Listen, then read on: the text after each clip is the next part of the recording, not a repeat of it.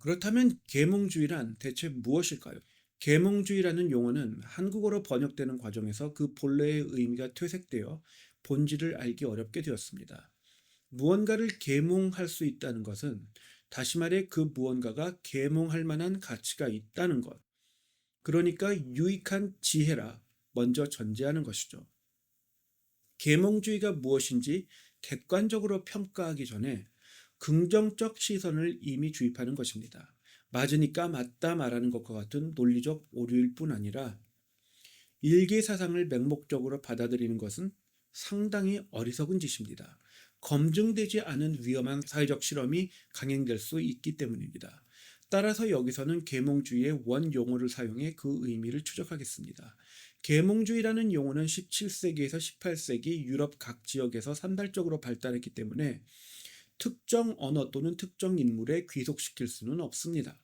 그러나 본래 The Enlightenment, 즉 힌두교와 불교의 해탈 또는 해방과 동일한 그리고 빛과 관련된 의미를 가지고 있습니다. 그러니까 인류가 해방되어 새로운 빛을 찾았다. 뭐 간첩에게 자수하여 광명 찾자. 뭐 이런 의미인데 그렇다면 무엇에서 해방되었느냐가 또는 무엇을 악한 것으로 정죄하기 때문에 계몽할 만한 것을 긍정적으로 보느냐가 중요하겠죠. 시대적 배경을 고려할 때 계몽주의는 인류가 교회의 권위로부터 해방되었다는 것을 의미하고 이는 교회의 가르침을 부정적으로 보는 것을 또는 계몽주의가 태생부터 반기독교 종교사상임을 분명히 나타납니다. 종교개혁 이후에 발생한 것이기 때문에 교황청의 가르침 또는 교황청의 권위를 반대하는 거다 이렇게 볼 수 없습니다. 그냥 로마 가톨릭 교회건 개신교 교회건 교회의 가르침을 부정적으로 보는 겁니다. 계몽주의는 스스로 반기독교 사상임을 그 명칭에서부터 노골적으로 드러내고 있는 것입니다. 그런데 한국어로 듣다 보면 그 노골성을 축소 해석하게 되는 거죠. 긍정성을 전제하니까. 프랑스어로는 siècle de lumière, 그러니까 빛의 세기, 빛의 시대 이런 뜻이 되고 젊은도 독일어도 마찬가지입니다. 그리고 이탈리아어도 뭐 secolo dei lumi, 그러니까 루미가 빛이라는 의미고 dei, 뭐 이런 것이 of, 영어로 of, 뭐뭐새, secolo, 그러니까 시대 같은 뜻이에요. 스페인어로도 뭐 마찬가지입니다. 그러니까 빛과 시대의 해방, 해탈 이런 걸 의미하는 거죠. 그러면 계몽주의라는 반기독교 종교 사상이 주장하는 바가 대체 무엇일까요? 교회의 통치가 없다면 무엇이 인간의 생각과 신념을 좌우할까요? 인간 자신밖에 없습니다. 아담의 원죄와 같이 하나님과 비기려는 또는 하나님 없이 스스로 통치하는 인류의 이상을 그리고 있는 것입니다. 아담 이후 계승된 인류의 죄성을 인류가 스스로 또다시 증명한 거죠. 따라서 인간 중심주의의 일종인 계몽주의의 경우에는 인간의 인식 능력을 극대화하고 절대화해서 심지어 우상으로 삼습니다. 요컨대 인간의 이성을 우상화해서 이성으로 모든 진리를 알 수 있다. 인간은 모든 문제에 대한 해결책을 자력으로 강구해낼 수 있다. 그리고 심지어 인간은 스스로 구원에 이를 수 있다 주장합니다. 여기서 대부분 오해하는 부분이 발생합니다. 이성이라 함은 일반적으로 생각하는 것처럼 인간의 논리성, 지식 또는 지성을 의미하지 않습니다. 은사주에 치우친 교인들은 지적으로 똑똑한 사람을 보면 이성만 가지고 되는 것이 아니라며 훈계하곤 합니다. 이는 역사를 잘못 이해했기 때문입니다.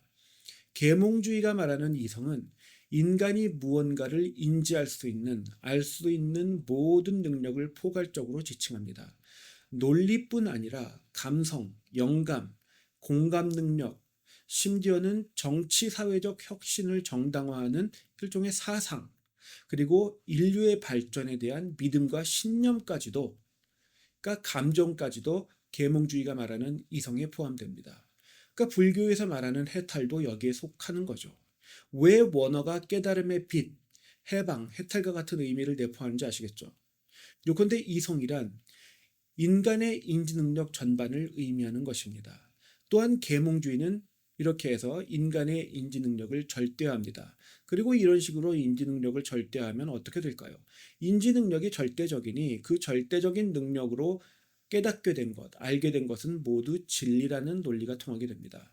그래서 계몽주의는 인간의 생각만으로 얻어낸 검증되지 않은 이론이나 추정에 불과한 것을 진리로 절대화합니다. 그리고 여기에서 과학이 계몽주의에 기반했다 하는 선동의 실체가 드러나게 됩니다.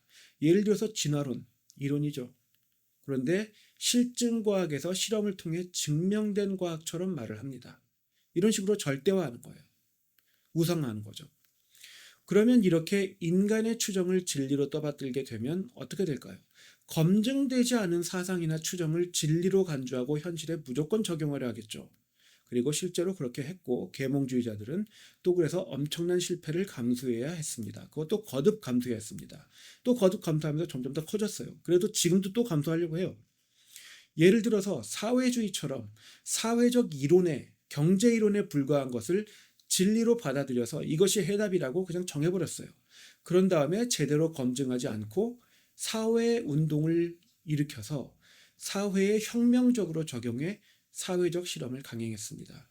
그리고 그 결과로 20세기는 역사상 가장 많은 피를 흘린 1억 명을 사상시킨 그러한 세기가 되었습니다. 또 다른 예로 말씀드린 진화론과 같이 증명되지 않은 일개 이론에 불과한 것을 절대화합니다. 실증과학인 것처럼 절대하고 믿어버립니다. 그래서 마치 증명된 과학적 사실인 것처럼 선동합니다. 그래서 진화론의 약육강식의 무자비한 논리가 적용되니까 이것이 도덕 기준으로 받아들여져서 히틀러의 나치와 같이 우생학을 도덕 기준으로 삼아 인종 청소를 시도하는 무리들도 나타나는 것입니다. 이쯤 되면 계몽주의가 먼 옛날의 일이 아니라 그리고 막연한 과학기술의 혁신을 의미하는 것이 아니라 오늘날의 반기독교 시대 정신을 이끌어가는 주 동력 중의 하나임을 알 수 있습니다. 다음 영상에서는 그래서 계몽주의가 실제로 어떤 것인지 보다 깊이 살펴보겠습니다.